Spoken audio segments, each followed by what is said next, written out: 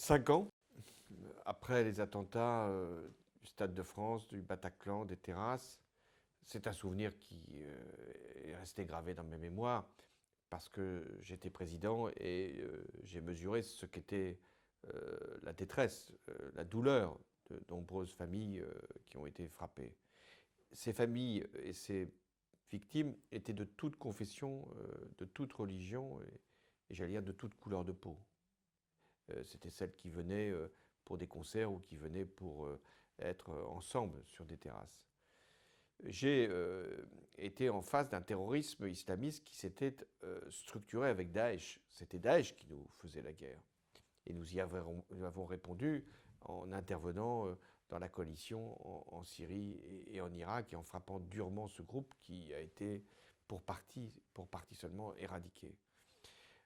Ce qui comptait pour le président que j'étais, c'était d'éviter que les terroristes nous divisent et nous séparent les uns des autres et qu'il y ait des réactions qui viennent pour mettre en cause les musulmans qui n'étaient pour rien dans ce qui venait de se produire.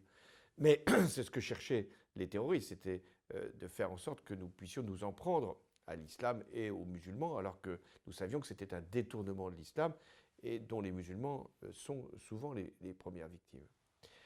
J'ai été très peiné que dans beaucoup de pays, il y ait eu une incompréhension à l'égard de ce qu'on a appelé les caricatures. Les caricatures, c'est une liberté d'expression qui existe en France. Ce n'est pas l'État, ce ne sont pas les responsables politiques qui les dessinent.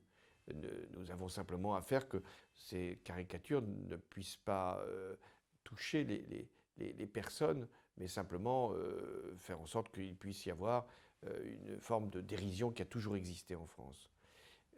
Je veux donc dire aux pays et aux populations qui ont pu être heurtées par ces caricatures, sachez bien que c'est une règle en France qui est la liberté, mais que nous n'avons ni à approuver ni à désapprouver ces caricatures. Quand nous sommes aux responsabilités du pays, nous avons simplement à faire respecter la loi. La loi française autorise un certain nombre de caricatures, mais elle n'autorise pas la haine. On n'a pas le droit en France de s'en prendre à des personnes pour leur religion.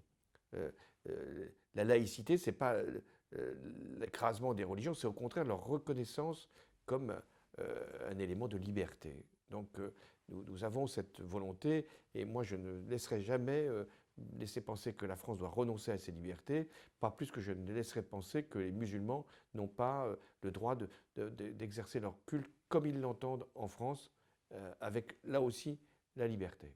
Ce qui gangrène la France, c'est la radicalisation, c'est l'islamisme, c'est le fait d'utiliser une religion pour mener des attaques ou des agressions contre l'esprit même de la République, voire même contre des représentants de la République, des professeurs ou des fonctionnaires, des policiers, et même contre des religieux. C'est insupportable de penser qu'on peut utiliser une religion contre la République française ou contre une autre religion. Donc l'islamisme politique, celui qui encourage, qui finalement permet de donner une justification à ces actes terroristes, doit également être combattu. Et c'est pour ça qu'en France, nous menons, j'ai contribué, une action contre la radicalisation, contre le détournement par les réseaux sociaux d'un certain nombre de croyances pour des fins agressives.